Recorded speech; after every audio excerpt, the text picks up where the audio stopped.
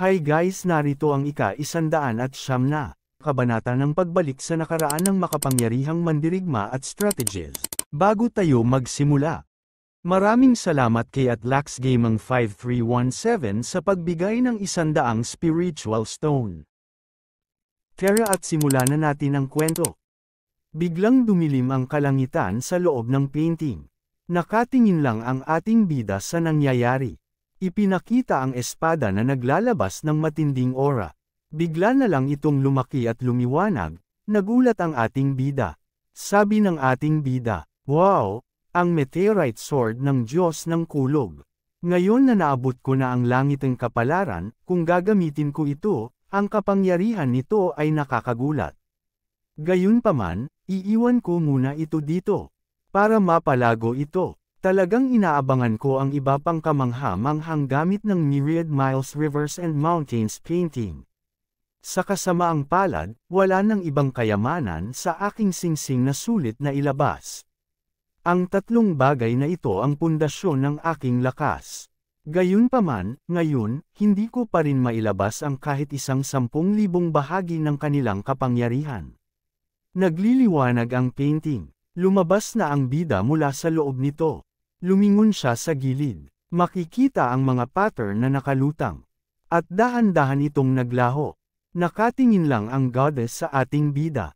Sa isip nito, anong klaseng kayamanan ito? Maaari siyang pumasok ayon sa kanyang kagustuhan. Napalingon ang ating bida sa kanyang likuran. Saad nito habang nakangiti. "Ate Yuyan, ang kayamanan na ito ay tinatawag na Myriad Miles Rivers and Mountains painting. Sa loob ay isang malawak na espasyo.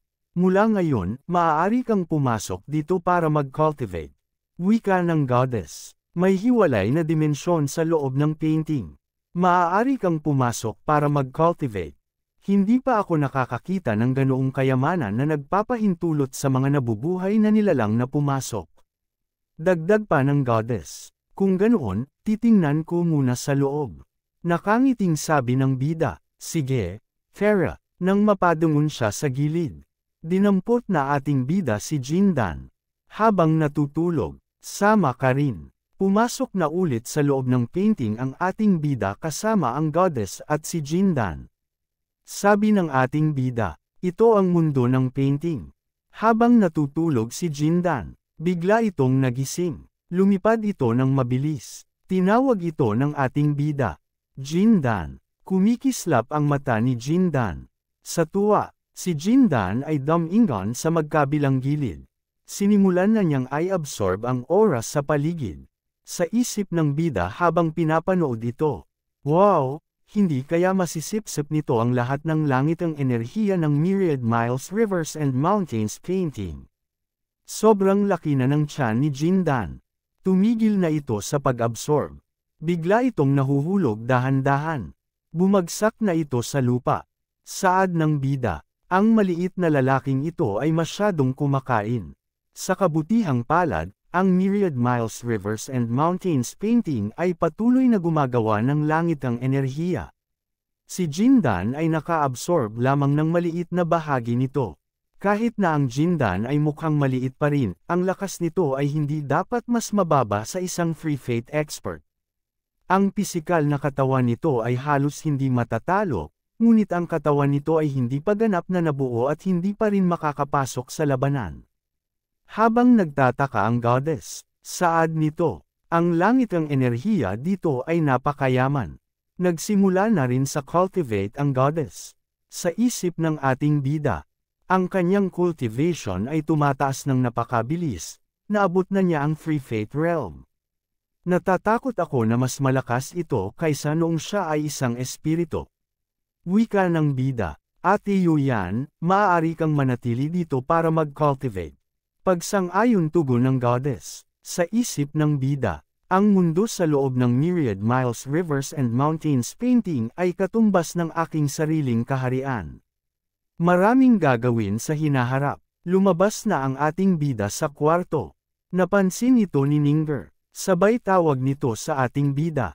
"Nieli." Masaya pagtatanong ni Ninger. "Kumusta ang lahat?" Sagot ng ating bida habang nakangiti. "Tapos na." Nakamerge na ito sa aking soul realm. Kasi ang sabi ni Ninger, mabuti, sa isip niya, si Nia Lee ay talagang nakabasag ng selyo sa painting. Iyon ay isang bagay na hindi magawa ng kahit na ang mas mataas na tao. Ang galing, wika ng ating bida, hehe, pinaghihintay kita ng napakatagal, hahayaan kitang maglakad-lakad. Pagsang-ayon tugon ni Ninger, sige, may lumilipad na mga ibon sa kalangitan. Nagsimula na maglakad ang dalawa. Katuloy sila sa kanila paglalakad-lakad. Nang makarating na sila sa sabakuran ng Family Gu, gulat na sabi ni Gubei, ang Peking Myriad Miles Rivers and Mountains Painting. Ipaliwanag ng ating bida kay Gubei. Ganito kasi, kung ganoon, ikaw ay. Nakangiting saad ni Gubei. Naiintindihan ko, maaari mong iwanan ito sa akin. Pero talagang magaling ka, nakita mo ang intensyon na naiwan ng eksperto. At pagkatapos ay nagkaroon ka ng ganoong matalinong ideya, napahanga ako. Sabi ng bida, hahaha, tumigil ka sa pagpapuri sa akin. Wika ni Gubei, sa pamamagitan ng paraan, narito ang mga bagong nakuha na Dragon Bloodline Ordinary Level Growth Rate Demon Spirits. Gulat na pagsalo ng ating bida sa Space Ring. Saad pa ni Gubei, kung ganoon, aalis na ako. Pagpapasalamat ng ating bida, sige, salamat kapatid Gu. Nakangiting sabi ng bida, walang tao dito, ligtas na ngayon, hintayin mo ako. Pagtataka ni Ninger, ano, dagdag pa ng bida, magre-refine ako ng demon spirits. Bigla siyang pumasok sa painting. Naiwan sa labas si Ninger habang nakatingin sa painting. Lumipas ang oras at hapon na. Dumating na rin ang gabi habang marirpaghanga mga tinig na paghanga. Wow wow, sabi ng bida, bumalik na ako. Saad naman ni Ninger, ang saya pala sa gabi. Parang nagtitipon ng mga henyo ng Skyblaze at Divine Feather sects. Ang sabi ng mga chismis ay magkakaroon ng sparring matches sa pagitan ng mga henyo. Gusto mo bang sumali, Nia Lee? Dagdag pa ni Ninger. Ang mga mas mataas na tao ng tatlong pangunahing sects ay tila nag-ayos ng isang malaking gantimpala para sa nagwagi. Nakangit mo sabi ng bida. Sa bagay, sa aking cultivation level, mapapalo lang ako. Iyon lang. Bukod dito, hindi ako interesado. Nang pumasok ang bida sa pinto napansin na si Xiao Yu. Pagtawag ni Xiao Yu sa ating bida. Nia Lee, saad pa ni Xiao Yu. Ninger, nandito ka rin pala. Sagot naman ni Ninger. Oo, Xiao Yu, nagkita ulit tayo. Biglang lumapit ang bida at nagtanong ito. Saan ka nagpunta sa nakaraang 2 araw? Bakit hindi kita nakita? May mali sa iyong aura. Sabi pa ng bida. Teka, naabot mo na ang 4 na fate noon pa. Kaya, bakit bumaba ka sa 3 fate? Nagpunta ka sa labas ng mundo. Pagtataka ni Xiao Yu. Pagsagot ni Xiao Yu. Oo, nagkamali ako. Tanong ng ating bida habang seryoso. Sino ang gumawa nito? Dagdag ka na sa tanong. Si Hualing ba? Sagot ni Xiao Yu. Oo siya. Dagdag pa ni Xiao Yu. Naglakbay ako sa labas ng mundo. Noong una, gusto kong magpadala ng ilang gamit sa aking tiyuhin. Pero hindi ko akalain na susundan ako ni Hualing. Matapos ang ilang pag-ikot, pinatay ako ng isa sa kanyang mga tauhan.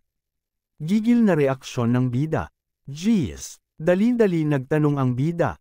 Ilang puwersa ang kontrolado ni Hualing sa labas ng mundo. Nasaan ang kanilang lokasyon? Pagsasaad ni Xiao Yu, ang mga puwersa ni Hualing sa labas ng mundo ay halos nakasentro sa hilagang rehiyon, malapit sa Lingjie Deities Lake. Mayroon siyang mga 60 tao. Lahat sila ay mga Heavenly Fate Realm experts. 70% sa kanila ay mula sa Little Heaven Realm. Biglang matahimik si Xiao Yu. Nang makita niya ang ating bida na galit na galit. Saad pa ni Xiao Yu. Nia Lee, huwag kang magpadalos-dalos. Masyado, silang marami. Sa ating lakas, imposible para sa atin na harapin sila. Wika naman ni Ninger. Nia Lee, hindi ka pa nakakarating sa 2 fate. Ang pagpunta sa labas ng mundo ay masyadong mapanganib. Nakangiting sabi ng ating bida. Pinatay nila ang isang tao sa aking panig. Paano ko ba hindi sila mapaparusahan? Hinawa ka ng ating bida sa balikat si Xiao Yu, sabi ni Tu. Huwag kang mag-alala, tutulungan kita para makaganti. Wika ni Ninger. Ni Li, ano ang gagawin mo? Saad ng bida, huwag kang mag-alala, alam ko ang aking mga limitasyon. Hindi ako ang gagawa ng aksyon. Dagdag pa ng bida, Ferre, sundan niyo ako, makikipagkita lang tayo sa isang tao. Pagtataka ni Xiao, ipinakita ang karamihan ng tao. Sabi ng lalaking ito, pakipunta sa ganitong direksyon. Pagpapasalamat ng iba, salamat ng marami. Maririnig ang ingay sa pupuntahan nila. Sabi ng bida, may bisita si Young Master Li. Sumagot ang lalaki, oo meron. Sa pabantong hininga ito, sabay sabing, pakiantayin muna sa labas. Pagsang-ayon ng bida, dalidal itong lumapit sa gate. At sumilip ito. Ipinakita si Master Li na hindi nasisiyahan. Sabi ng lalaking nakadilaw, Xingyun, kahit kami ay kailangang aminin na ang iyong talento ay talagang maganda. Ngunit kumpara kay Li Yufeng, mas mababa pa rin ito. Saad ni Li Xingyun, hindi mo dapat sabihin ang unang pangungusap. Wika ng lalaking nakadilaw, sa 10 matatanda ng aming Ashen Flames family. 6 sa kanila ay nagpasya na si Li Yufeng ang susunod na patriarch. Tungkol sa natitirang 4 na matatanda, 2 sa kanila ay sumusuporta kay Li Liushui, 1 ang sumusuporta sa iyo. At ang isa ay sumuko sa kanyang boto. Si Li Liushui ay nagpasya ng umatras sa kompetisyon ng patriarch at tuluyang tumulong kay Li Yufeng. Lahat tayo ay nagnanais na isaalang-alang mo ang malaking larawan. Saad naman ni Li Xingyun. 3 matanda, dahil umatras na si Li Liushui sa kompetisyon, umatras na rin ako. Gayunpaman, hindi ako sumasang-ayon sa iyong kahilingan. Sa anong batayan dapat akong, Li Xingyun, ibigay ang lahat ng aking puwersa at negosyo kay Li Yufeng? Paano siya kwalipikado na mag-utos sa aking mga kapatid at sa aking mga negosyo? Wika ng lalaking nakadilaw, sa Ashen Flames family, isang patriarch lang ang sapat. Saad ni Li Xingyun, hindi ko sinabi na ang Ashen Flames family ay nangangailangan ng 2 patriarch. Para sa lahat ng nakaraang patriarch, wala sa kanila ang kailanman ay nag-take over ng mga puwersa ng mga successor candidates. Bakit ako? Wika ng lalaking nakadilaw. Li Xingyun, nagpapanggap ka bang hindi alam? Habang nakikinig lang ang lalaking ito. Saad ni Li Xingyun, nagpapanggap na hindi alam. Hindi ko maintindihan. Siya, si Li Yufeng, ay talagang mas malakas kaysa sa akin sa mga tuntunin ng lakas. Ngunit ang kanyang mga tauhan ay kaawa-awa. Gusto niyang sundin siya ng lahat ng aking mga kapatid. Sige, ngunit kung makukuha niya ang pahintulot ng lahat ng aking mga kapatid. Dagdag pa ni Li Xingyun, anuman ang mga tuntunin na iyong ialok, hanggat handa silang umalis. Hindi ko sila pipigilan, sa isip ng lalaking nakadilaw. Si Li Xingyun ay may paraan upang kontrolin ang kanyang mga tauhan, dahil lahat sila ay matatag sa katapatan. Sinubukan namin ang ilang mga pamamaraan. Kahit na pagbabanta at pagsuhol sa kanila, ngunit walang sinuman ang handang magpasakop kay Li Yufeng. Wika ng lalaking nakadilaw, kung buong puso kang susundin si Li Yufeng, natural na susundan ka ng lahat. Saad ni Li Xingyun, kung gusto mo ang aking katapatan sa pamilya, itinuturing ko ng tapos. Ngunit kung gusto mo akong maging aso ni Li Yufeng, hindi siya kwalipikado. Saad pa ni Li Xingyun, sa mga nakaraang taon, isang Dragon Bloodline God, level growth rate demon spirit lang ang lumitaw sa Ashen Flames family. Ayon sa mga patakaran ng pamilya, kanino dapat ibigay ito? Tumulong pawis ng isang ito habang tumingin sa gilid. Magsalita mula sa iyong puso, noon, ang aking talento ba ay mas mababa kaysa kay Li Yufeng? Ang demon spirit na iyon ay orihinal na para sa akin. Ngunit dahil lang siya ang anak ng nakaraang patriarch, gumamit siya ng isang underhand method para mag-merge sa demon spirit na iyon. Dagdag pa ni Li Xingyon, aaminin ko, sa mga nakaraang taon, ang aking lakas ay hindi maihahambing sa kanya, ngunit hindi ako sumuko dito. Wika naman ng lalaking naka-green. Xingyon, sa iyong posisyon. Hindi angkop na sabihin iyon. Wika ng lalaking nakadilaw. Li Xingyon, hindi ka pa rin sumuko sa bagay na iyon. Noon, ang iyong talento ay talagang mas mababa kaysa kay Liu Feng. Lahat ay isang maling pagkakaunawaan lamang. Saad naman ni Li Xingyon.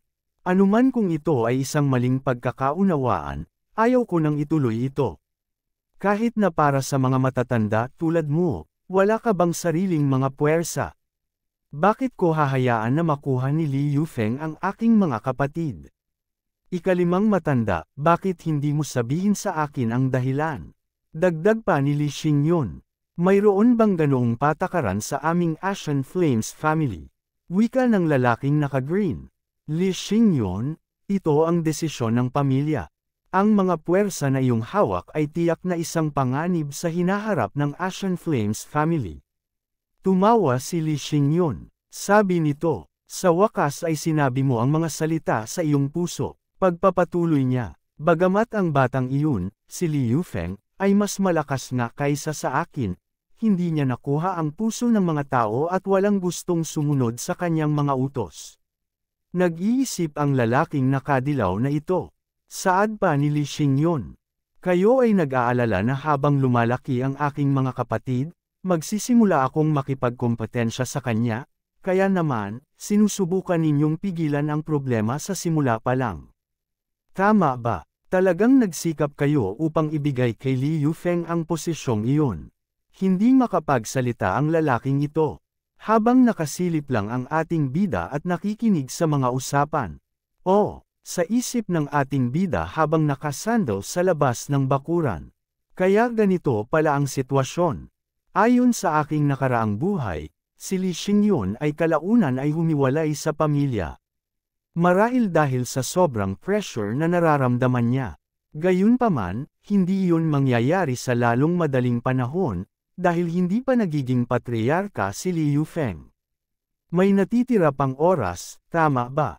Saad ni Li Xingyon, dalawang matatanda, kailangan kong hilingin sa inyo na umalis na. Anuman ang mangyari, hindi ako papayag.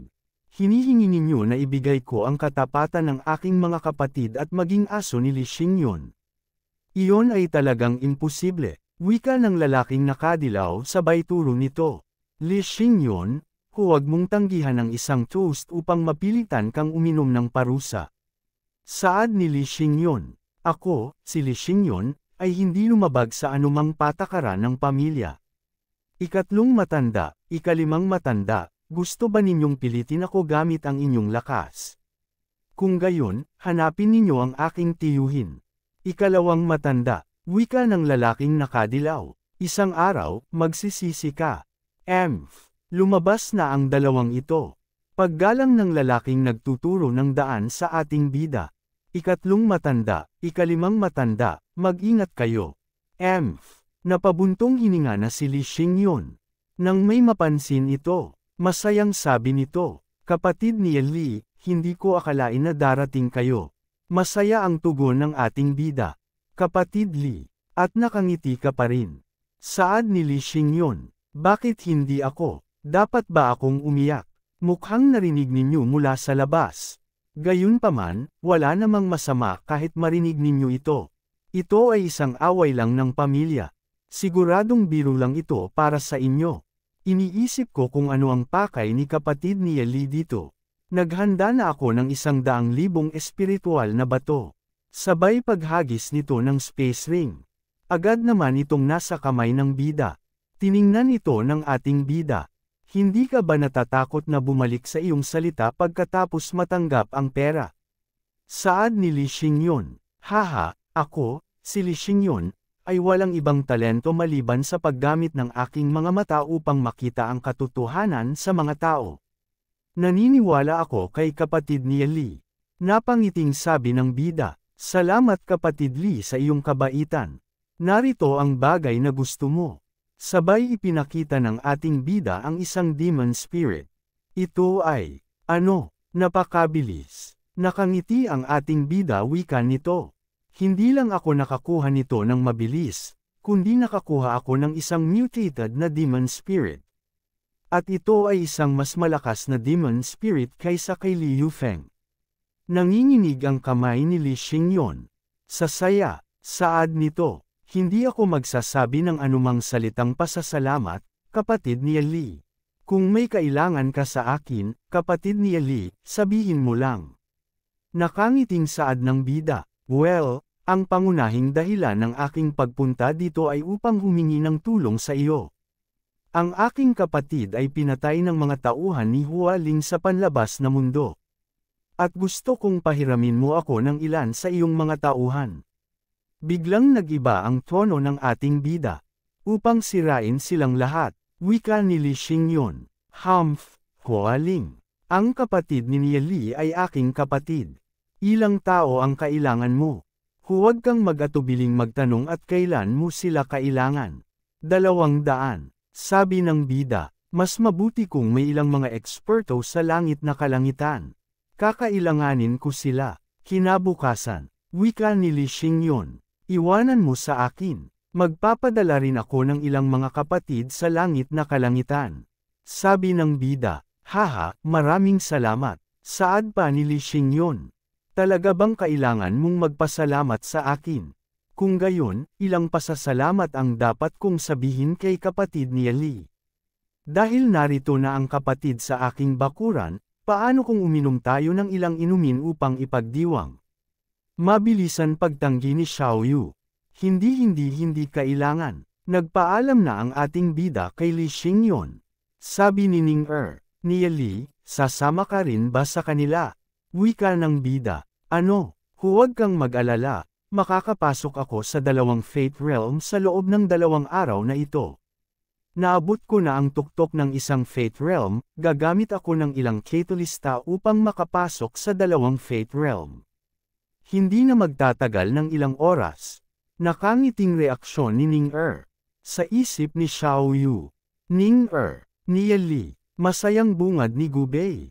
Bu, matagal na kitang hinihintay. Saad ng bida, hinihintay kami. Ano ba ang problema?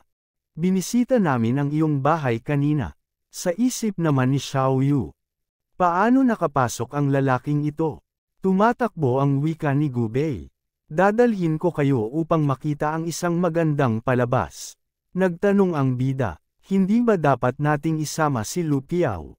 Sagot ni Gubei habang binubuksan ang pinto papalabas. Nag-aaral siya, hayaan na natin siya. Wika ni Gubei, nagpadala na ako ng isang tao upang tapusin ang bagay na hiniling mo. Huwag kang mag-alala, tiyak na tatapusin ko ang gawain. May mangyayari ba? Sa isip ng bida, may nangyari ba? Habang patuloy silang naglakad, Shanlangyuan Performance Venue, makikita ang dami ng tao ganun din ang entablado. Maririnig ang mga tao at mga pagbati nito. Habang nasisihan naman ng iba sa kanilang napapanood. Sabi ni Gubei, narito, reaksyon ng bida. Si ate. Sabi ng ate, Sir Li, wika ng bida. Ang kulay ni Ate Gulan ay mukhang mas maayos na. Nakangiting saad ng ate, ibinigay mo ito sa akin. Sa isip ng bida, narito ang magkapatid, mukhang oras na para magpakita si Gubei. Saad naman ni Gubei, higit sa 70% ng mga tao dito ay mula sa angkan ng Gu. At mayroon ding ilang matatanda na narito. Sa ngayon, ito ang laban sa pagitan ng mga bagong dating ng angkan ng Gu. Habang nanunood ang ating bida sa mga nagaganap, si Gu Heng ay nakaupo mismo sa tabi ng matanda. Wika ng ate, Kaya naroon. Pagsang-ayon naman ni Bei, inangat niya ang kanyang kamay. Sabay dahan daw ang lumulutang ang upuan. Sabi ni Bei, okay sige Kaya na, si Gubei at Gulan ay narito rin. Si Gulan ay naninirahan sa pagkukubli. Sa wakas ay lumabas na siya. Hoy, kung hindi na paralase si Gulan, siya ang nakaupo roon. Tama ka, mas malayo na siya kay Gu Heng.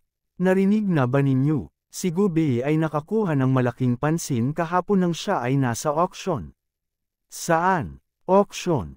Ang auction na ginanap sa bulwagan ng Sud kung saan ang mga henyo lamang ang maaaring lumahok. Pagkatapos ng isang magaspang na pagkalkula, tila gumastos siya ng higit sa 400,000 espiritual na bato. Hindi pa nakakapunta si Gu Bei sa panlabas na mundo upang magtatag ng kanyang sariling mga puwersa, ni hindi pa siya nakikilahok sa anumang kompetisyon sa lawan ng Diyos. Paano siya nakakuha ng napakaraming espiritual na bato? Siguro pera ng kanyang kapatid. Napansin na nito ang magkapatid. Oh, wika ng pangit na ito. Gulan, Gu Bei, kayo ba ay narito rin upang sumali sa pagtitipon? Saad ni Gu Bei, kapatid Heng, narito lang kami upang maglakad-lakad.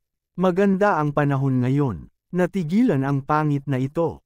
Unang matanda Guya, wika ng elder Guya. Gulan, kumusta ang iyong kalusugan? Sagot ng ate, salamat sa mga biyaya ng mga dakilang matatanda. Mas maayos na ang pakiramdam ko kamakailan.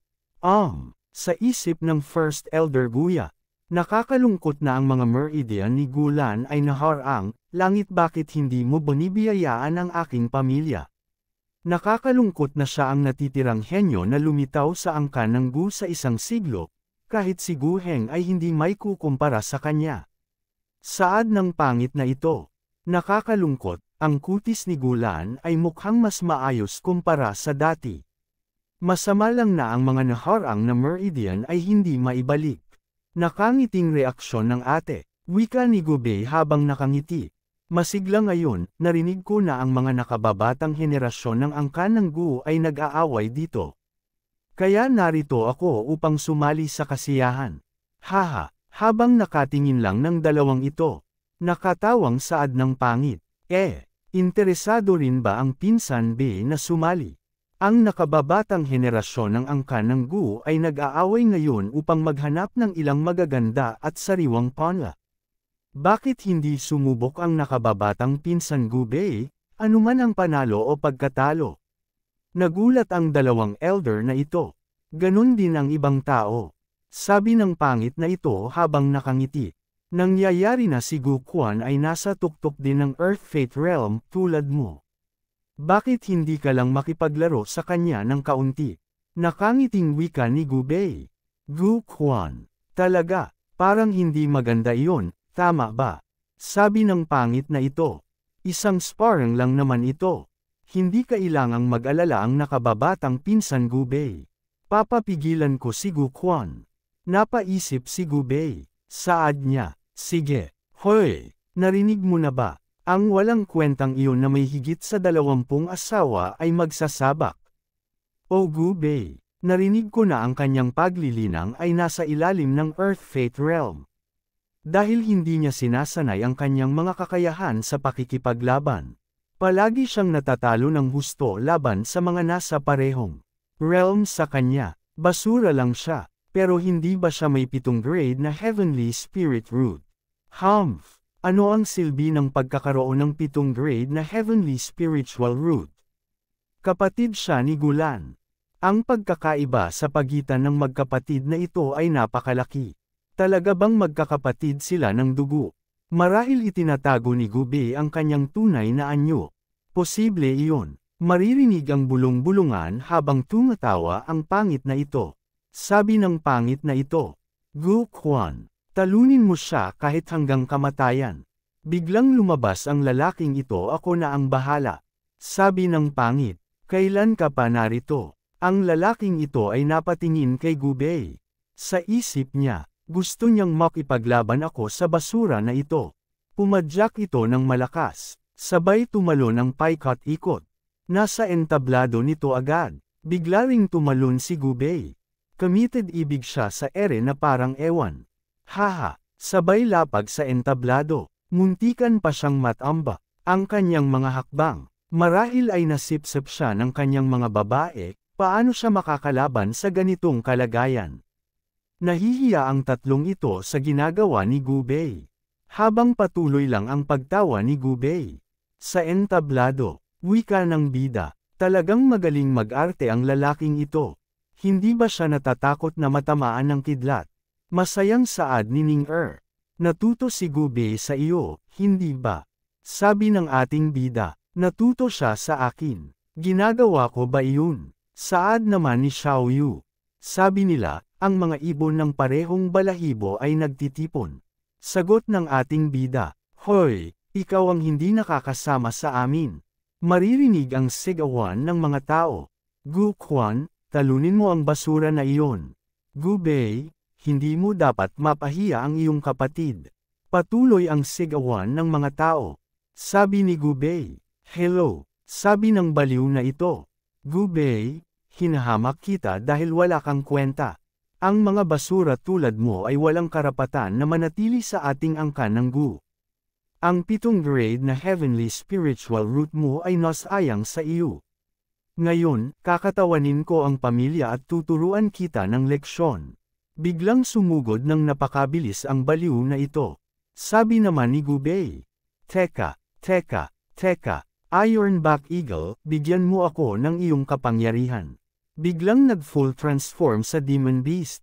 Ang pangit na ito, wika ng Elder habang napabuntong hininga.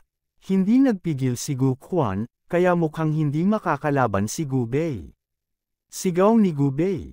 Nakakahiya. Umiiwas na parang iwan si Gubei. Shame myself. Pagtataka ng baliw na ito. Ano? Napahintuan ni Gubei ang kanyang pag-atres. Sabay hawak dito sa pangit. Nang bigla na lamang hamampas sa lupa ang pangit na ito. Makikita ang lakas ng pag-ampas sa entablado ng pangit. Nag-upi ang mukha nito. Bumalik na ito sa human form. Agad na rin itong nawalan ng malay. Hindi makapagsalita ang mga manunood sa nangyari. Wika ng Elder. Mukhang itinatago ng batang iyon ang kanyang lakas. Gu Heng, magpadala ka ng isang Heavenly Fate Realm upang subukan ang batang iyon. Gigil na reaksyon ng pangit na ito. Ang batang ito ay nang ahas na magpanggap na baboy at kumain ng tigre. Minamaliit ko siya, bagamat hindi gaanong kahanga-hanga ang lakas ni Gubei, bata pa siya. Kapag nagpakita si Gubei ng sapat na talento, tiyak na bibigyan siya ng mas malaking atensyon ng pamilya. Sa loob ng 1 o 2 dekada, maaari siyang maging banta sa akin. Guyon, pumunta ka. Opo. Si Guyon ay nasa tuktok ng isang Heavenly Fate Realm. May pumasok na naman na isang baliw. Hindi ko inaasahan na ang isang basura tulad mo. Mayroon pa ring kakayahan. Gayunpaman, wala kang pagkakataong talunin ako. Sabi ni Gubei. Ano ang ibig mong sabihin na ilang kakayahan? Hindi mo ba nakita na pinaghahampas ko siya sa lupa gamit ang isang suntok? Kung hindi, dahil sa mga inscription pattern arrays, wala kang pagkakataong tumayo rito. Alam mo ba kung bakit? Natigilan ang baliw sa sinabi ni Gubei. Dagdag pa ni Gubei. Hindi mo ba ako hinahangaan kahit kaunti para doon? Gusto kong makita, gaano ka kakayahan. Sa pagsugod ng baliw, biglang napa-atres si Gubei. Naglagay ito ng aura sa kanyang kamao. Papalapit na ito kay Gubei. Hindi man lang nasindak si Gubei. Tumayo siya ng matuwid. Sabihin na nga at ang 2 daliri. Gumamit siya ng kakaibang teknik. Nakita ito ng baliw. Habang papalapit siya kay Gubei. Naging isang espada si Gubei. Hindi pa man lang nakakalapit ang baliw na ito. May parang kidlat sa bilis ang humiwa sa kanyang katawan. Nasa likod na bigla si Gubei. Ano ito? Sabay tingin niya sa kanyang katawan na nagtataka. Lumingon ang baliw na ito kay Gubei. Wika ni Gubei. Bumaba ka sa entablado. Kung totoong laban ito, patay ka na. Maririnig ang pagkamangha ng mga manunood. Wow! Habang nasisigan naman ang ating bida sa kanyang napapanood. Sabi ng baliw na ito. Ano ang sinasabi mo? Ulitin mo. Nagsalita ang Elder. Tama na, Guyon. Hindi kanya kalaban. Hindi ko inaasahan na ang sword intent ni Gubei ay umabot na sa ganoong antas. Sa sword intent lamang, kahit ang isang 2 fate expert ay hindi niya kalaban. Ang sword intent ay napakahirap linangin, Ngunit sa sandaling makamit ito, ang cultivation ni Gubei ay tataas ng malaki. Ipinagwalang bahala natin siya sa loob ng maraming taon. Nagtinginan ang dalawang elder na ito. Namiminig sa galit ang pangit na ito. Sa isip nito, ang cultivation niya ay batay sa sword intent. Nakikita na ang kanyang cultivation ay hindi umunlad, minamaliit ko siya. Ngunit ngayon, hindi ko siya hahayaang bumangon muli. Hindi makapaniwala na sabi ng pangit. Damn it. Wika naman ni Gubei. Oh, nandito ka pa pala. Habang tumatawa si Gubei, makikita natin si Yuyin. Sumusunod kay Niali dito. Sa isip ni Yuyin, Gubei, mas malakas na siya kaysa sa akin. Paano naging ganito kabilas ang paglakas niya? Ang sword intent ba na iyon ay naunawaan mula sa salitang espada ni Niali? Gusto kong tingnan ng mas malapitan. Ipinakita ang mga ilaw. Wika ng elder. Gubing, ikaw ay nasa tatlong heavenly fate realm. Umakyat ka at makipag-spar kay Gubei. Sabi ng pangit, naririnig mo ba iyon? Umakyat ka, magpakita ka ng magandang performance at huwag mo na akong mapahiya ulit. Sabi ng isang ito, okay sige, umakyat na ito sa entablado. Saad ng isang ito, aaminin kong minamaliit ka namin. Ang iyong lakas ay lumampas sa lahat ng aming inaasahan. Dahil ipinadala ako ni Elder Guyarito, tiyak na hindi ako magiging madali sa iyo. Sagot naman ni Gubei. Kahit ano, sabay hawak mo ito sa kanyang damit. Nang bigla itong hinagis, nang wala na itong suot na damit, nagsimula nitong gumamit ng aura. Dahan-dahan siyang nagtatransform, habang pinagmamasdan lang ni Gubei. Scarlet Titanic Flame Bear, God-level growth rate, sa isip ni Gubei. Tatlong fate realm, isang malakas na pressure. Mahusay. Ngayon, sa wakas ay hindi ko na kailangang pigilin ang aking lakas. Maglaro tayong maganda. Nagpakita na rin ang aura si Gubei. Wika ng elder. Oh, ang kanyang aura ay talagang nasa tuktok ng isang fate. Saad ng bida habang nanunood. Ang kanyang aura ay tila lumalaki. Napansin ito ng kalaban, habang nakafocus na rin siya Gubei. Sa kanyang soul ocean, may dahan-dahan na bubuo, appearing, Gubei Heavenly Fate Realm 2 Fate, Dragon Bone Winged Tiger, sabay labas ng aura ng kanyang napakaangas na Demon Beast. Nagkaroon siya ng panjin, mga nagtatalasang kuko, ganun na rin ang pakpak. Makikita ang full transformation ng bagong demon spirit ni Gubei, na napakaangas, sabay sigaw nito sa kalaban. At dito nagtatapos ang kabanata. Maraming salamat po.